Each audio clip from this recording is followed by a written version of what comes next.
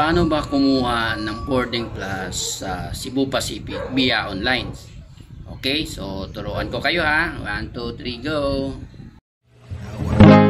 Times are late under the moon, and I thank God I'm breathing, and I pray don't take me soon, cause I am here for...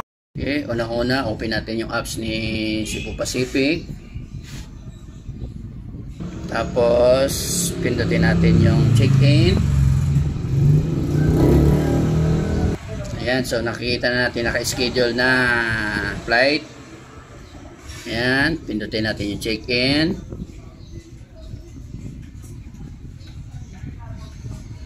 Then, ayan yung pangalan niya. Then, continue lang tayo.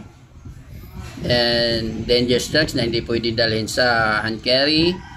So, explosive, flammable, organic, pesticide, radioactive material, corrosion. So, yan mga hindi pwede hand carry or i-baggage.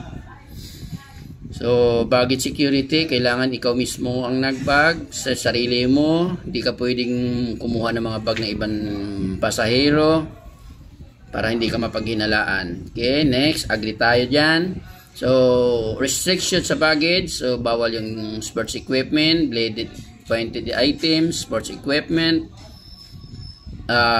liquid, lotion, or mga pabango na sobra sa 100 ml, bawal po. Wires and cables na mahaba, so bawal din. Tapos, food items, yung mga malalangsang pagkain. So, bawal din po yon. Maliban lang kung naka-sealed siya na hindi sisingaw yung amoy.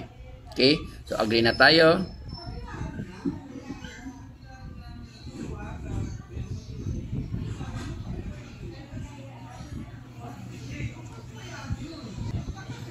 Ayan. So, ayan na yung boarding pass niya. So, ita-download na natin. Ayan. So, ayan na. So, ipapakita na lang natin yan sa gate ng Cebu Pacific. Okay, that's all.